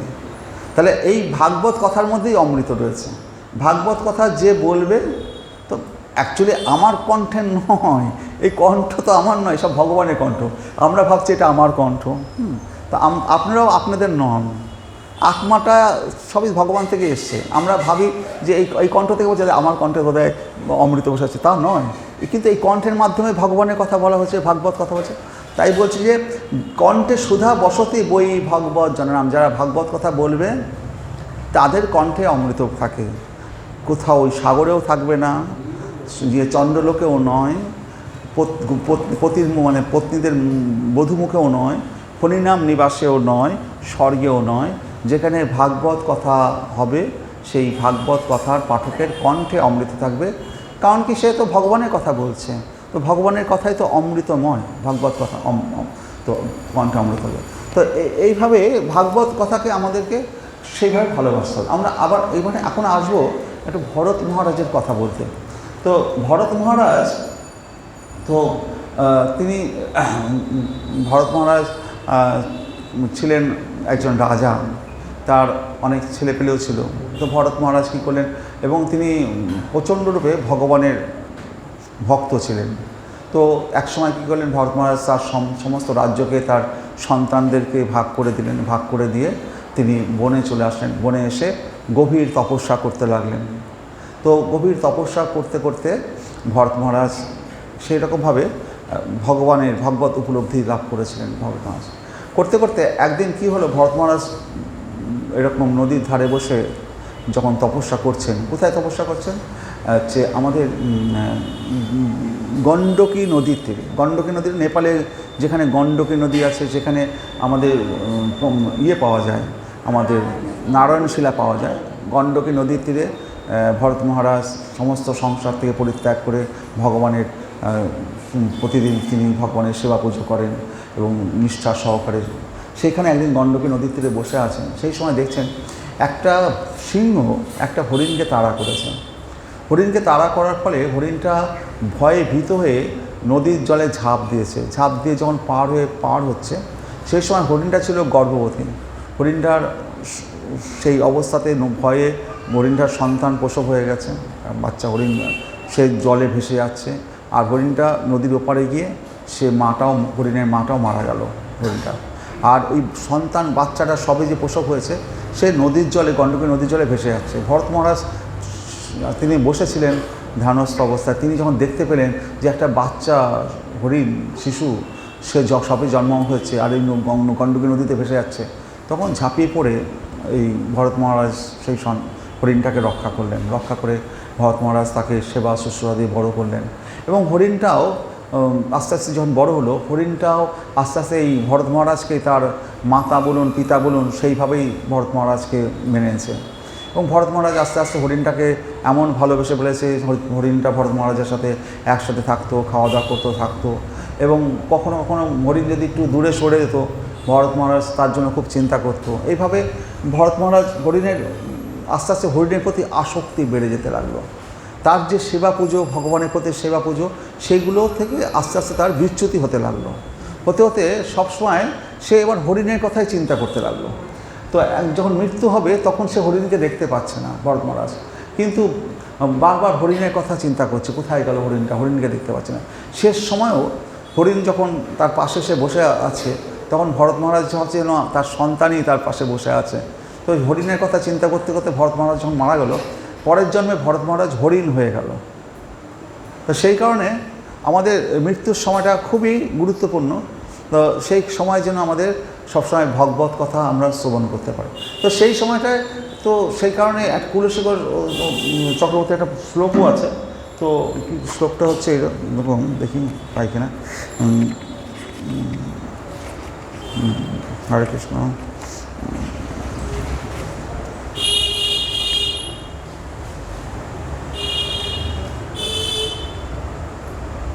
হ্যাঁ, বলছে যে হ্যাঁ এখানে নেই শ্লোকটা হচ্ছে কি, আমার শেষ সময়ে তো আমার হাত পা চলবে না। শ্লোকের মানে এরকম আছে, আমার হাত পা চলবে না, মুখ দিয়ে কথা বেরোবে না, হয়তো তাকেও দেখতে পাবো কিনা সন্দেহ। তো হে ভগবান, আমি কি করে তোমারকে ডাকবো? তখন আমার শেষ সময় আমার কফ কাশি হতে পারে, মানে আমার শেষ সময় আমার তো শরীরে সেই বল থাকবে কিনা আমি জানি না। তো শেষ সময় তো অনেকের অবস্থা হয়। তো তুমি কৃপা করো যে আমার শেষ সময় আমি যেন তোমাকে ডাকতে পারি। তো সেই জন্য প্রার্থনা করেছে কুলশেখর যে আমরা যদি এখন আমরা হরে কৃষ্ণ নাম করি, হরে কৃষ্ণ কৃষ্ণ কৃষ্ণ হরে হরে, হরে রাম হরে রাম রাম রাম হরে হরে, হরে কৃষ্ণ কৃষ্ণ কৃষ্ণ হরে হরে, হরে রাম রাম রাম হরে হরে, এটা যদি আমরা করতে থাকি, শেষ সময়ে আমাদের আপাত দৃষ্টিতে সকলেই দেখছে আমি কথা বলতে পারছি না, আমার চোখ মুখ নেই, আমার সেই অবস্থা নেই, কিন্তু ভগবান তখন তার হয়ে ভগবান তাকে দর্শন দেবেন, তাকে হরে কৃষ্ণ নাম করাবেন, সব কিছু করে ভগবান তাকে উদ্ধার করে নেবেন। তো সেই কারণে আমাদেরকে আমরা যে হরে কৃষ্ণ নাম করছি, এটা আমাদের ওই লোকে যাওয়ার জন্য করছি। আমরা যে হরে কৃষ্ণ নাম করছি এর বিনিময়ে আমরা কিছু পেতে চাই না। মুকুন্দ যেন আমাদেরকে শেষ সময়ে তিনি আমাদের দেখেন। আমরা সেই সময় যদি আমাদের কফ পিত্ত দ্বারা আমরা যদি আক্রান্ত হই, মুকুন্দ যেন আমাদের উদ্ধার করেন। সেই সময় তো আমি হরে কৃষ্ণ নাম বলতে পারবো না, সেই সময় তিনি যেন আমাকে হরে কৃষ্ণ নাম শোনান, তিনি যেন আমাকে উদ্ধার করেন। ভক্তের উদ্দেশ্যটা তো এটাই, হরে কৃষ্ণ কৃষ্ণ কৃষ্ণ হরে হরে, হরে রাম রাম রাম হরে হরে, যদি আমরা সেটা করতে পারি। সেই কারণে এই ভরত মহারাজ তো হরিণ হয়ে গেলেন। হরিণ হওয়ার পরেও ভরত মহারাজ তার পূর্বস্থিতিটা ভোলেননি। তিনি রাজা ছিলেন, তিনি ভগবত ভক্ত ছিলেন, হরিণের পাল্লায় পড়ে তিনি এই হরিণ দেহ পেয়েছেন। তো সেই জন্মে তিনি ভালোভাবে জীবনটা কাটানোর পর পরবর্তী ক্ষেত্রে হরিণ থেকে আবার এই ভরতমহারাজ এক ব্রাহ্মণের বংশে জন্মগ্রহণ করলেন। ব্রাহ্মণ কুলে যখন জন্মগ্রহণ করলেন, তার অনেকগুলো ভাইরা ছিল, তারা সকলেই বেদ উপনিষদ ইত্যাদিতে তারা পারদর্শী হলো। তো এই ভরত মহারাজের বাবা, তিনিও ব্রাহ্মণ ছিলেন, তিনি ভরত মহারাজকে এই সমস্ত বেদ উপনিষদ বিভিন্ন শাস্ত্র, ব্রাহ্মণের সন্তান এগুলো শিক্ষা দিতে চাইলেন। কিন্তু ভরত মহারাজ তো আগের জন্মে তো তপস্বী ছিলেন, তার পূর্বজ্ঞান রয়েছে, কিন্তু সে কি করলো, সে ভরত মহারাজ এমনভাবে আচরণ করতে লাগলো যেন সে বুঝতে পারছে না, সে যেন কানে শুনতে পায় না, ভালো করে বলতে পারে না, বধিরতার অভিনয় করতে লাগলো। বাবা পড়ালেও সে পড়া মুখস্থ করতো না ইচ্ছা করেই। হ্যাঁ, তো এইগুলো লোকের সামনে সে একেবারে মানে শিক্ষা দীক্ষায় তার জন্য কিছু রুচি নেই। হ্যাঁ, তাকে তার দ্বারা কিছু হবে না। হ্যাঁ, সবাই ভাবতো এ বোধহয় এতটাই মূর্খ, একে জ্ঞান দেওয়ার লাভ নাই। তো বাবা এই করতে করতে বাবা একদিন মারা গেল। আর ভাইয়েরা কী করতো, ভরত মহারাজকে খারাপ খাবার দিত, যে খাবার বাসি হয়ে গেছে খাবে না সেইগুলো ভরত মহারাজকে খেতে দিত। মাঠে গিয়ে চাষবাস করতে বলতো, পরিশ্রম করাতো। আর ভরত মহারাজ সব কিছু করতেন একটাই কারণে, ভরত মহারাজ ভাবতেন যে এইগুলো করছি হয়তো আমার পূর্বজন্মের কিছু কৃতকর্ম আছে, তা এগুলোর দ্বারা সেই ফলগুলো কাটছে। সেই কারণে ভরত মহারাজ তাকে যা খেতে দিত তাই খেত। কারণ কি, সে তো অনেক জ্ঞানী, থাকছে বোবাকালার মতো, বোকার মতো, হাবার মতো সে এইভাবে ঘুরে বেড়ায়। হ্যাঁ, আর ভাইরা তাকে সেইভাবে তার উপর অত্যাচার করে, রোদের মধ্যে গিয়ে বলে মাঠে গিয়ে চাষবাস করগা, সারা রাত মাঠে গিয়ে বসে থাকগা, গরু ছাগল পাহারা দেগা। তো সে তাই করতো ভরত মহারাজ। এইভাবে ভরত মহারাজের দিন যাচ্ছিল। তারপর বাবা মরে যাওয়ার পরে তারপর আরও অত্যাচার শুরু হলো, কিন্তু ভরত মহারাজের তাতে কোনো ভ্রুক্ষেপ নেই। কারণ ভরত মহারাজ একটা জিনিস বুঝে গেছে যে এই দেহটা আমি নই। এই শরীরের দ্বারা যে আমাকে ভাইরা বাজে জিনিস খাওয়াচ্ছে, পরিশ্রম করাচ্ছে, এই দেহটা যদি আমি না হই, তাহলে পরে এই দেহের প্রতি আমার এত আসক্তিই বা কেন থাকবে, আর এত দুঃখ কষ্ট পায়। তো ভরত মহারাজ নিজের দিব্য আনন্দে সে ভগবানের গুণলীলা কীর্তন করছে, আর এইভাবে জড় ভরতের মতো, তার নাম ওই জন্য নাম হচ্ছে জড় ভরত, জ্বরের মতো ঘুরে বেড়ায়। একদিন কি হয়েছে, তো একজন তমগুণের দস্যুরা আছে না, দস্যুরা, তো তারা কি করেছে যে তারা নরপশু বলি দেবে ভদ্রকালীর মা কালীর সামনে। তো একজন নরপশু মানে মানুষকে ধরে নিয়ে এসছিল, সে চলে যাওয়ার মানে পালিয়ে গেছে বা কিছু হয়ে গেছে।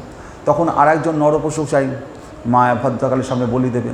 তো তারা তখন এই ভরত মহারাজকে পেয়েছে, দেখছে বেশ সুঠাম চেহারা, বেশ ভালোই বোবা হাবা আছে। ভরত মহারাজকে নিয়ে গেছে, নিয়ে গিয়ে তারা মা কালীর সামনে বলি দেবে। তারপর মানে মা কালীর অনেক যাগযজ্ঞ করে মন্ত্র পাঠ করে ভরত মহারাজকে চান টান করিয়ে বলির কাঠগোড়ায় বসিয়ে দিয়েছে। বলি দিতে যখন যাবে তখন আর এ তো মহাভাগবত, পরম মহাভাগবত এই ভরত মহারাজ। মা কালী তখন সেটা সহ্য করতে পারেননি, তখন দেবী মূর্তি থেকে ভেঙে মা কালী বেরিয়ে এসে ওই দস্যুদের খড়গ নিয়ে ওই দস্যুদের গলাগুলো সবগুলোকে কেটে ওই দস্যুদের মাথা নিয়ে মা কালী সেই যোগিনী ডাকিনীদের নিয়ে তাদের নিয়ে মাথা নিয়ে সেই কন্দুসে মানে বল যেমন খেলে ওইরকমভাবে এই ডাকাতদের মাথা নিয়ে খেলেছে, আর ভরত মহারাজকে উদ্ধার করে দিয়েছে। ভরত মহারাজ সেখান থেকে চলে এসেছে। কারণ ভরত মহারাজকে যখন বলি দিতে যাচ্ছে তখন ভরত মহারাজের কোনো বিকার নেই। কেন বিকার নেই? আমাদের যদি কেউ এভাবে মৃত্যু দিতে যায় আমরা কি ভাববো, কান্নাকাটি তো করবো। ভরত মহারাজ কিন্তু কোনো কান্নাকাটি করছেন না, কারণ ভরত মহারাজ জানেন এই দেহটা আমি নই, আমি হচ্ছে আত্মা। আমার এই দেহটা দেওয়া হয়েছে, কোনো এক সময় এই দেহটার পরিবর্তে আর একটা দেহ আমি পাবো, এই দেহটা আমি নই। তো এই যে এখানে একটা জায়গা আছে, এই জায়গাটা আমার খুব ভালো লেগেছে। তো এখানটা হচ্ছে জীব বিভিন্ন প্রকার দেহ ধারণ করে, যারা বৈষ্ণব নয় তারা কেবল মানুষদেরই তাদের সহানুভূতির পাত্র বলে মনে করে, কিন্তু শ্রীকৃষ্ণ বলেছেন তিনি সমস্ত জীবীদের পরম পিতা, তাই বৈষ্ণব কোনো প্রাণীকেই অসময়ে বা অনর্থক বিনষ্ট হতে দেন না। তাহলে আমাদের যারা বৈষ্ণব তারা নিরামিষাশী কেন? যে তারা শ্রীকৃষ্ণ বলেছে যিনি সমস্ত জীবীদের পরম পিতা, তাই বৈষ্ণব কোনো প্রাণীকেই অসময়ে অথবা অনর্থক বিনষ্ট হতে দেয় না। সমস্ত প্রাণীর পিতা হচ্ছে শ্রীকৃষ্ণ, সকলের পিতা। তাহলে এই গরু হোক, পশু হোক, সেগুলো তো আমারই ভাই হয় আসলে, হয়তো পশুদেহ ধারণ করে আছে। তো পরমপিতা তাই বৈষ্ণব কোনো প্রাণীকে অসময় অথবা অনর্থক বিনষ্ট হতে দেয় না। প্রতিটি জীবকেই কোনো বিশেষ জড় শরীর নির্দিষ্ট সময়ের জন্য আবদ্ধ হয়ে কোনো বিশেষ উদ্দেশ্য সাধন করতে হয়। তাহলে প্রত্যেক জীবকেই নির্দিষ্ট কোনো সময়ের জন্য পশুদেহ ধারণ করতে হয়েছে।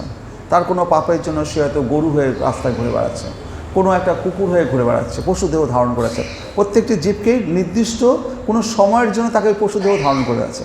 সে যেহেতু কুকুর পশুদেহ ধারণ করে আছে, কিন্তু হয়তো আগের জন্মে কোনো ভদ্রলোক বিরাট বড় প্রতি একটা লোক ছিল, কিন্তু সে এখন পশু জীবন ধারণ। আমরা দূর ছাই লাঠিঝাঁটা মারছি, কিন্তু আমাদের সেটা করা উচিত না। হয়তো কোনো ভাগ্য কারণে কোনো খারাপ কর্মের জন্য হয়তো কুকুর শরীর ধারণ পেয়েছে, কিন্তু ও তো পশু, ওরও পিতা ভগবান শ্রীকৃষ্ণ। হ্যাঁ, তাই নির্দিষ্ট সময়ের জন্য আবদ্ধ হয়ে কোনো বিশেষ উদ্দেশ্য সাধন করতে হয়। আর অন্য আরেকটি শরীর ধারণ করার পূর্বে তাকে সেই শরীরে নির্দিষ্ট আয়ু পূর্ণ করতে হয়। তো প্রত্যেকের একটা নির্দিষ্ট আয়ুষ্কাল আছে। যেমন আমাদের আয়ুষ্কাল কারো 70 বছর, কারো 80 বছর, কারো 100 বছর। যদি 40 বছর বয়সে কারো মৃত্যু হলো, যে কারণে হোক, কেউ মেরে ফেললো বা কোনো কারণে অ্যাক্সিডেন্টে মারা গেল, তার তো ধরুন 70 বছর আয়ু ছিল, 30 বছর কমে গেল। তার যে আয়ুষ্কাল 70 বছর, সেটা তো পূর্ণ হলো না। তখন সেই আত্মাটা কি করবে? তার ওই 30 বছর পূর্ণতা পাওয়ার জন্য সে আকাশে বাতাসে ঘুরে বেড়াবে। যখন কোনো সন্তান জন্মগ্রহণ করবে, সে সুযোগ খুঁজবে সেই 30 বছরটা কোনো মায়ের সেই সন্তানের মধ্যে গিয়ে থাকার। আবার সেই মায়ের সন্তানটা যখন 30 বছর বয়স হলো, তখন তো ওর আয়ু শেষ হয়ে গেছে 30 বছর, সেই সন্তানটা মারা গেল। তখন সেই মাটা কাঁদছে যে আমার সন্তানটা সবে 30 বছর বয়স হলো, সে মারা গেল। তো সেই কারণে আমাদের সবাইকে ভগবত ভক্তিতে আমাদের আসা দরকার, যাতে এই রকম দুর্ঘটনাগুলো না ঘটে। কোনো অশুভ শক্তি এসে ঘরের সন্তানের মধ্যে ঢুকে গিয়ে তার আয়ুষ্কাল 30 বছর রয়েছে, তো 30 বছর থেকে চলে গেল। তো তার ফলশ্রুতি আমরাও কেঁদে মরছি, সন্তানটাও আমরা হারালাম। তাই বলছি যে প্রত্যেকটির এর জন্য পাপের ভোগ করতে হয় না, সেই কারণে আমাদেরকে নিরামিষাশী হওয়ার কথা এই জন্য বলছে। অন্য আরেকটি শরীর ধারণ করার পূর্বে তাকে সেই শরীরে নির্দিষ্ট আয়ু পূর্ণ করতে হয়। কোনো প্রাণীকে হত্যা করা হলে সেই বিশেষ শরীরের তার বন্ধনের অবস্থা পূর্ণ করার পথে প্রতিবন্ধকতা সৃষ্টি করা হয়। তাই নিজের ইন্দ্রিয় তৃপ্তি সাধনের জন্য কখনো কোনো প্রাণীকে হত্যা করা উচিত নয়, কারণ তার ফলে পাপ ও কর্মের বন্ধনে জড়িয়ে পড়তে হয়। তাহলে নিজের ইন্দ্রিয় তৃপ্তি সাধনের জন্য কোনো প্রাণীকে আমাদের হত্যা করা উচিত নয়। যদি আমরা আমাদের ইন্দ্রিয় তৃপ্তি সাধনের জন্য যদি কোনো প্রাণীকে হত্যা করি, তাহলে পরে সেজন্য আমাদের পাপকর্মে যুক্ত হতে হবে। তো সেই কারণে আমাদের সে ব্যাপারে সাবধান থাকা উচিত। হরে কৃষ্ণ। যে ভরত মহারাজ, যেখানে আমি বলছিলাম যে এরকম মা কালীর ওখানটায়, তারপরে ভরত মহারাজ কী হয়েছে, একদিন ওইরকম মাঠের মধ্যে ভাইরা বলেছে চাষবাস করতে, জমি টমি, সেই রোদের মধ্যে ভরত মহারাজ সেখানে গিয়ে মাঠে গিয়ে চাষবাস করছে। তার বিনিময়ে ভাইরা একটু ওই পোড়া ভাত, বাসি ভাত, খারাপ জিনিস খাবার খেতে দেবে। ভরত মহারাজ নিশ্চিন্ত বলে তাই খায়, কারণ তার কাছে মানে ইন্দ্রিয় তৃপ্তি, মানে এই যে মিষ্টি ভাত খাবো না পোড়া ভাত খাবো, এর মধ্যে কোনো পার্থক্য তিনি করতেন না। তিনি আহার নির্বৃত্তির জন্য যেটুকু দরকার সেটুকু। এরকম একটা ঘটনা যেমন আছে আমাদের বাল্মীকি মুচি কে ছিলেন জানেন? যখন আমাদের যুধিষ্ঠিরের রাজস্ব যজ্ঞ করলো, সমস্ত রাজারা এসছে, রাজস্ব যজ্ঞ শেষ হয়ে গেল, সমস্ত হলো, তো তখন স্বর্গ থেকে ধুন্ধুবি বাজবে, পুষ্পবৃষ্টি হবে, রাজস্ব যজ্ঞ সম্পন্ন হবে, সেটা হচ্ছে না। তো যুধিষ্ঠির মহারাজ কৃষ্ণকে বলল, ভাই কৃষ্ণ, আমাদের রাজস্ব যজ্ঞ কি কোনো কারণে অপূর্ণ রয়ে গেছে? তো কৃষ্ণ বলল, হ্যাঁ অপূর্ণ তো রয়েছেই। বলে কী কারণে? বললো এই রাজ্যে বাল্মীকি মুচি বলে একজন মুচি আছে। না, মুচির নামই বাল্মীকি মুচি ছিল। আপনি বলছি তো ওটা মুচিটার নাম বাল্মীকি। হ্যাঁ, না না না, বাল্মীকি মুচি না, রুই দাসের কথা বলছি না, এটা বাল্মীকি মুচি। এই মুচিটার নাম বাল্মীকি। বাল্মীকি বলতে সেই বাল্মীকি নয় যে রামায়ণ লিখেছে, এই মুচিটার নামও ছিল বাল্মীকি, কিন্তু তার নাম সে হচ্ছে মুচি ছিল, মানে মুচির কাজ করতো। হ্যাঁ, কারণ এটা আমি ভুল বলছি না, এটা আমার জানা আছে। হরে কৃষ্ণ। তো অর্জুন কৃষ্ণ বলল যে তুমি ওই বাল্মীকি মুচিকে আদর আপ্যায়ন করে খাওয়াও, সে তো এত বড় রাষ্ট্রযোগ্য হচ্ছে, ও তো বড় মহান ভগবত ভক্ত, মুচি হলে কী হবে, ওকে নিয়ে এসে তো ভালো করে রানীদের বলো খাও। হরে কৃষ্ণ, কী বলছেন, কিছু বলছেন? হরে কৃষ্ণ। তো এবার ভীম আর অর্জুনকে পাঠিয়েছে, যাও সেই বাল্মীকি মুচিকে নিমন্ত্রণ করে আসো, কালকে যেন বাল্মীকি মুচি আসে। আমরা আর দ্রৌপদী এবং সমস্ত রানীদের বলে দিয়েছে তোমরা ভালো করে রান্না করবে, যাতে একজন মহান ভগবত ভক্ত এসে প্রসাদ গ্রহণ করবে। তো দ্রৌপদী সকাল থেকে রান্না শুরু করে দিয়েছে, সমস্ত আর যারা নারীরা আছে আমাদের সুভদ্রা থেকে শুরু করে যত আছে সবাই রান্নার কাজে লেগে গেছে, মহান ভাগবত আসবে। আর ভীম আর অর্জুন গিয়ে যখন বলেছে, সেই বাল্মীকি মুচি তো থরথর করে কাঁপছে, আমি কি অন্যায় করলাম, আমাকে কেন আবার ডাকা হচ্ছে, ও তো সাধারণ গরিব মানুষ। হ্যাঁ, তো বলছে না, তোমাকে কালকে যেতে হবে, আর না গেলে পরে আমরা এসে চ্যাংদোলা করে তুলে নিয়ে যাব। তো ভীম অর্জুনের ভয়, তারপর দিন ভীম অর্জুন তাদের সেই মহান ভাগবত সেই বাল্মীকি মুচিকে নিয়ে এসে তাকে বসিয়েছে। তো দ্রৌপদী আর সমস্ত কৃষ্ণ যেহেতু বলেছে সে একে ভালো করে প্রসাদ গ্রহণ করাতে হবে, সবাই সাজিয়ে দিয়েছে খাওয়াতে হবে।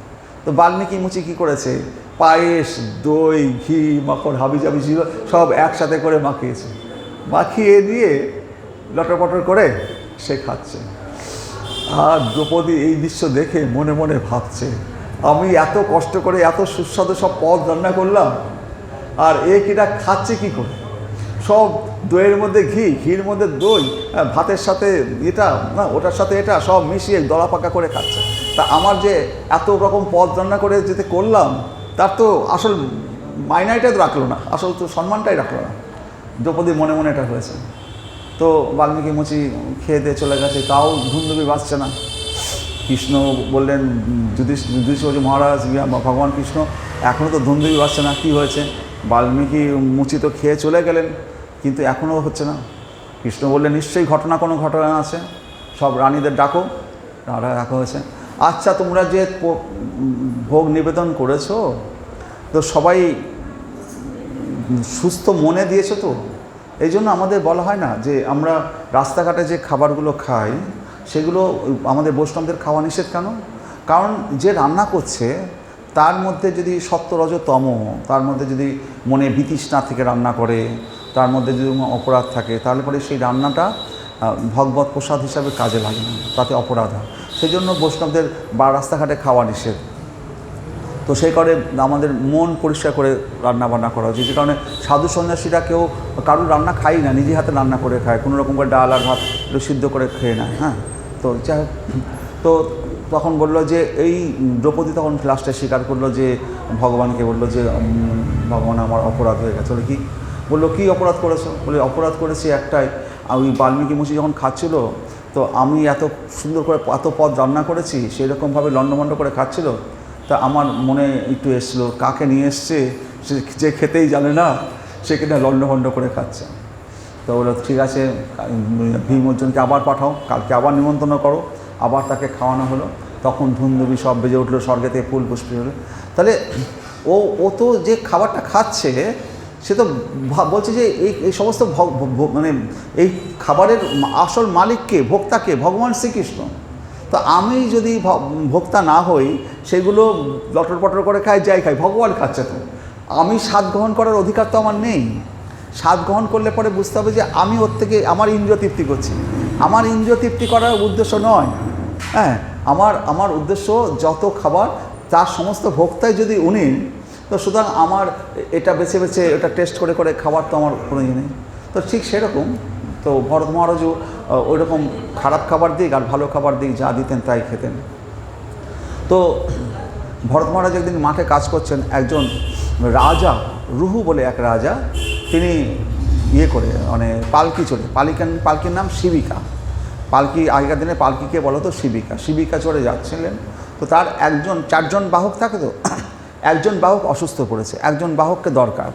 আর যাচ্ছেন কোথায়? আমাদের কপিল আশ্রমে। আমি যে কপিল দেবের আমাদের এই যে কপিল দেবের আশ্রম আছে কোথায়? হ্যাঁ, গঙ্গাসাগরে, এখানে যাচ্ছিলেন কপিল আশ্রম। তো যাওয়ার পথে এই একজন পালকি বাহকের দরকার। তো ওই ভরত মহারাজকে ধরেছে। ভরত মহারাজ তো সাধারণ একটা জড় ভরতের মতো ঘুরে বেড়াচ্ছে, তাকে ধরে নিয়ে বলছে চল আমাদের। জড় ভরত, ওর তো কোনো হুঁশ জ্ঞান নেই, ঠিক আছে বলছো। এবার পালকি নিয়ে যখন যাচ্ছে জড়ভরত, তখন পাগুলো সে ঠিক করে ফেলছে না। কারণ কি, কোনো একটা পিঁপড়ে রয়েছে, যাতে পিঁপড়ের পায়ে আঘাত না লাগে, পাটা দূরে দূরে ফেলে ফেলে যাচ্ছে। এইভাবে জড়ভরত পালকি নিয়ে যাচ্ছে। তো আজকে 8টা 15 হয়ে গেছে।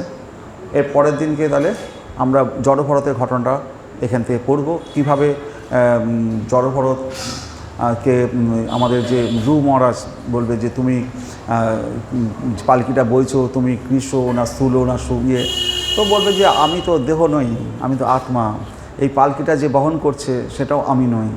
যদি আমাকে বলতেন তাহলে আমার গায়ে আঘাত লাগতো। তো আপনি আমাকে তো বলছেন না, আমার শরীরকে নিয়ে বলছেন। তো এই শরীর আর আমি, আমি যে শরীর নই, এইটা হচ্ছে আসল জ্ঞান। এই জ্ঞানটা আমাদের আস্তে আস্তে দৃঢ়বদ্ধ হবে যদি আমরা জড়ভরতের কাহিনীটা পরের দিনকে আমরা ভালোভাবে শ্রবণ করব। হরে কৃষ্ণ। ওম নমো ভগবতে বাসুদেবায় নমঃ। হরে কৃষ্ণ।